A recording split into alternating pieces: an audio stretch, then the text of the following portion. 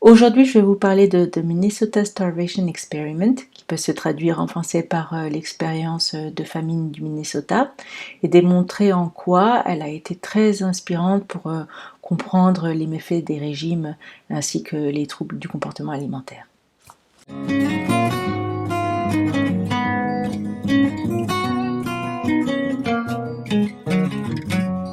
Je vais vous parler de The Starvation Minnesota Experiment, mais d'abord, je voudrais remercier mon coach Haïdar de m'avoir interviewé sur sa chaîne, La Pacification Alimentaire, dont je laisserai un lien ci-dessous, il y a quelques jours pour m'aider à me faire un peu connaître, et j'ai témoigné de mon expérience de toute l'année dernière quand j'ai arrêté les régimes. Heureusement qu'il a été là pour m'épauler pendant toute cette année.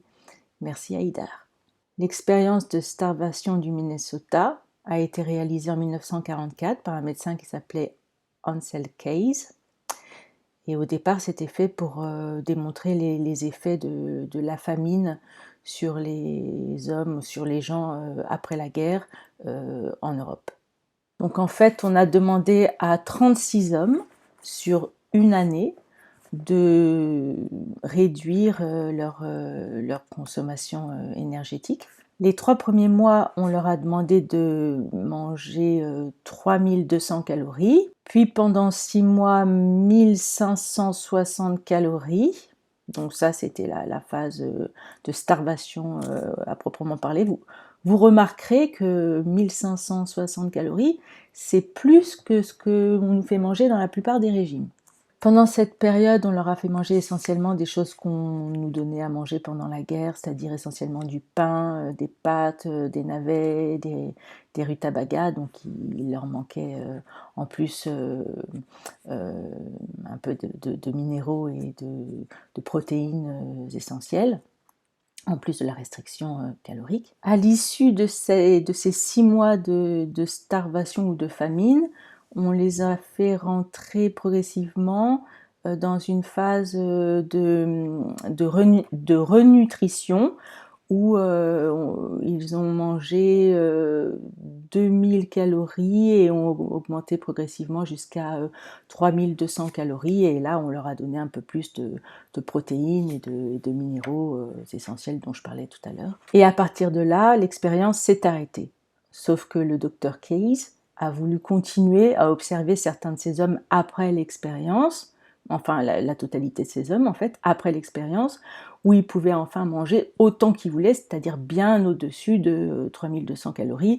Donc certains mangeaient entre 5000 et 12 000 calories ensuite rentraient chez eux, et le docteur a continué à observer ce qui se passait pour ces hommes-là. Pendant la période de restriction, donc à 1500 et quelques calories dont je parlais tout à l'heure, voilà tous les effets qui ont été observés.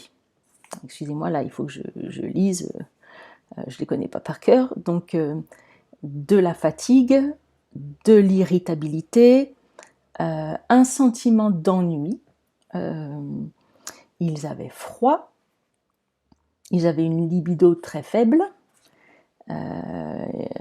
évidemment, ils avaient une faim extrême. Ils étaient obsédés par la nourriture tout le temps, au point où ils avaient envie je crois que certains l'ont fait, voler de la nourriture de temps en temps à d'autres personnes. Évidemment, ça a complètement démoli leur métabolisme. Certains passaient leur temps à consulter des recettes de cuisine ou à regarder des photos de nourriture. Il paraît qu'ils mâchaient des chewing-gums toute la journée. Ils étaient énervés si les repas n'arrivaient pas à l'heure ou si les repas n'étaient pas servis exactement de la façon dont ils les voulaient. Ils étaient déprimés, leur cœur battait moins vite, ils étaient constipés, ils avaient des vertiges et se sentaient complètement léthargiques. Certains ont développé de la dysmorphophobie, c'est-à-dire qu'ils ne reconnaissaient pas leur corps comme étant aussi mince qu'il l'était en réalité. Bon, moi, j'ai pas eu ce sentiment de dysmorphophobie, mais je sais que ça arrive souvent chez les anorexiques. Tout ce qui a été énuméré à l'instant comme effet chez ces hommes-là, c'est intéressant de remarquer que personnellement, j'ai pratiquement tout ressenti. Enfin, j'ai eu exactement la même chose qu'eux, à part la dysmorphophobie, sinon tout le reste c'était pareil, une faim extrême, obsession mentale, je pensais qu'à la nourriture, j'avais froid, mon métabolisme s'est complètement cassé la gueule, ce qui fait que j'étais dans un plateau, je pouvais plus maigrir davantage, je me reconnais complètement dans la description. C'est vrai que je mangeais des chewing-gums toute la journée, j'avais même mal aux dents, c'était un truc dingue, tellement je mâchais de chewing-gum parce que tellement j'avais faim. Au cours de la phase de renutrition chez ces hommes, ce qui était intéressant, c'est que donc ils mangeaient progressivement entre 2000 et 3200 calories. Ce qui était intéressant à observer à ce moment-là, c'est que bien qu'ils mangeaient beaucoup plus, ils n'étaient pas soulagés de tous les symptômes que j'ai cités plus bas. Ils avaient toujours les mêmes problèmes, ils n'étaient pas soulagés. Donc, une fois que l'expérience s'est terminée et que les hommes sont rentrés chez eux, ils ont pu manger autant qu'ils ont voulu. Il paraît, selon le médecin qui a étudié ces hommes, que même des mois après l'expérience, certains continuaient encore de se plaindre d'accès de faim extrême qui les prenait de temps en temps. Même des mois après, la faim énorme qu'ils avaient n'était toujours pas calmée. C'est exactement ce que j'ai ressenti aussi au cours de mon rétablissement, c'est-à-dire que ça a duré très très longtemps chez moi, et même des mois après le début de mon rétablissement, j'avais des faims énormes. Là, j'en suis à 13 mois de rétablissement, et je dirais que ça fait seulement 3 mois à peu près que j'ai plus ces faims extrêmes, mais enfin ça a été très très long. Là, ça y est, je mange normalement, j'ai commencé à reperdre progressivement du poids comme prévu, mais j'avais la faim extrême a duré très très longtemps, comme quoi l'organisme est marqué. C'est un traumatisme en fait, très longtemps après. Il faut énormément de temps à l'organisme, au psychisme de se remettre, pour se remettre d'avoir été en restriction. Donc ces hommes, à partir du moment où ils ont pu manger autant qu'ils voulaient, ont repris tout leur poids, plus 10% de leur poids corporel. Donc ils ont tous dépassé leur poids de départ, de 10% en moyenne. Leur métabolisme s'est peu à peu réparé, bien qu'ils ont continué à manger pendant des mois à des quantités énormes, entre 5000 et 12 000 calories par jour. Ils ont tout de même très vite atteint un plateau, ce qui fait qu'ils ne sont pas devenus obèses. C'est pas en mangeant à sa faim, même pendant une très longue période, qu'on devient obèse quand on a été en restriction avant. Donc, et c'est exactement ce qui s'est passé pour moi. J'ai pris beaucoup de poids, j'ai quand même pris 15 kilos, mais j'ai dépassé mon poids naturel, mon poids d'avant le régime, c'est sûr. Mais ce qui m'a impressionné, c'est que je ne suis quand même pas devenue obèse. Pourtant, Dieu sait que je mangeais des quantités astronomiques de nourriture pour réparer les dommages que j'avais causés par mes restrictions.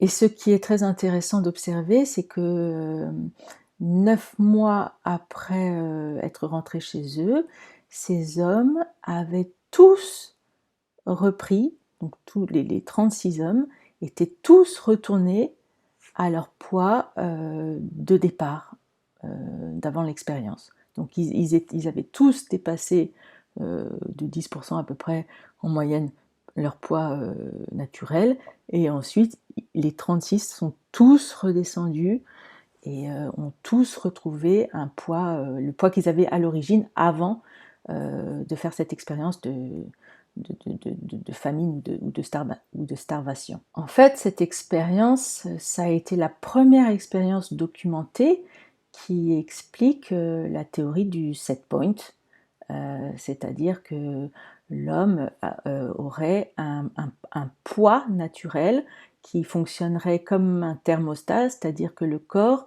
lutterait toujours, on a un poids de naissance, de même qu'on a les yeux noirs ou les yeux bleus, etc. On a un poids naturel qui fait que notre corps va toujours lutter pour y revenir comme un thermostat. S'il a trop chaud, il va redescendre la température, s'il a trop froid, il va remonter.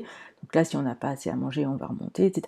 Donc le corps va toujours lutter pour revenir à son poids naturel. Cette expérience en est exactement la démonstration. Cette expérience m'a beaucoup encouragée, comme elle est scientifique, pour croire que ce rétablissement alimentaire allait fonctionner pour moi, puisqu'il avait fonctionné pour ces 36 hommes. Je me suis dit que j'allais prendre beaucoup de poids, mais que ensuite mon corps finirait par redescendre. Donc j'ai fait confiance dans le processus, j'ai lâché prise sur le contrôle, je me suis mise à manger beaucoup, je me suis dit allez, pas de panique, on continue, on fait confiance. J'ai fait confiance dans le processus en me disant que tôt ou tard, mon corps retrouverait son point d'équilibre. Ce que je pense, il est déjà en train de faire, parce que je constate qu'il est en train déjà de reperdre du poids. Alors là, je ne sais pas du tout si je suis revenue à mon set point, parce qu'en tout cas, je sais que je ne reviendrai pas au même poids que le poids que j'avais quand je faisais des régimes, parce que là, à mon avis, j'étais en dessous de mon poids naturel. Je pense que je suis en train de retrouver une forme comme j'avais avant, c'est-à-dire quelqu'un d'un petit peu rond, mais pas grosse. Il paraît que le poids peut continuer encore de descendre, même jusqu'à 2-3 années, donc on verra. Mais surtout, quoi qu'il arrive, enfin là, on sort de l'expérience du Minnesota, mais je, je, en ce qui me concerne, quel que soit le poids où je vais arriver, quel que soit mon set point, je sais que mon corps arrivera à un poids où il va fonctionner de façon optimale. Le corps veut aller bien, le corps veut être en santé, le corps n'a pas du tout envie naturellement d'être obèse, d'être malade, donc le corps veut retrouver un état de bon fonctionnement, de bonne santé. Donc si je suis un peu ronde ou même un peu grosse, si c'est mon poids naturel, eh ben c'est mon poids naturel, je l'accepterai et j'apprendrai ce que j'ai déjà beaucoup appris à faire, à m'aimer comme je suis et à me chérir comme ça, à me mettre en valeur, à bien m'habiller et à faire la paix avec moi-même et mon apparence. De toute façon, on n'a pas le choix, hein. Soit on lutte contre notre nature à tout prix, on s'épuise dans des régimes qui peuvent développer, il paraît une fois qu'il y a un risque sur 4 que les régimes nous fassent développer des troubles du comportement alimentaire, et on se lance dans des tas de galères, de haine de soi, etc. Et de toute façon, on va finir par perdre, parce que le corps est plus fort, ou ça va nous gâcher la vie. Soit on accepte qu'on est comme on est et on s'aime comme ça et voilà, et on arrête d'obéir toujours à cette espèce de dictature des régimes, de l'apparence, de la minceur, de la jeunesse. En tout cas, moi j'ai vraiment décidé d'arrêter de vouloir correspondre comme ça aux dictats de la société. Je, je suis comme je suis belle comme ça, on est tous beaux comme on est, nos corps sont merveilleux, c'est des machines fantastiques, faut les aimer, faut en prendre soin, puis il faut pas les affamer comme ça, quoi. Je veux dire, faut pas se faire du mal avec tous ces régimes, c'est épouvantable. Là, vraiment, cette expérience est la preuve que ça nous fait un mal horrible d'être dans la restriction à ce point.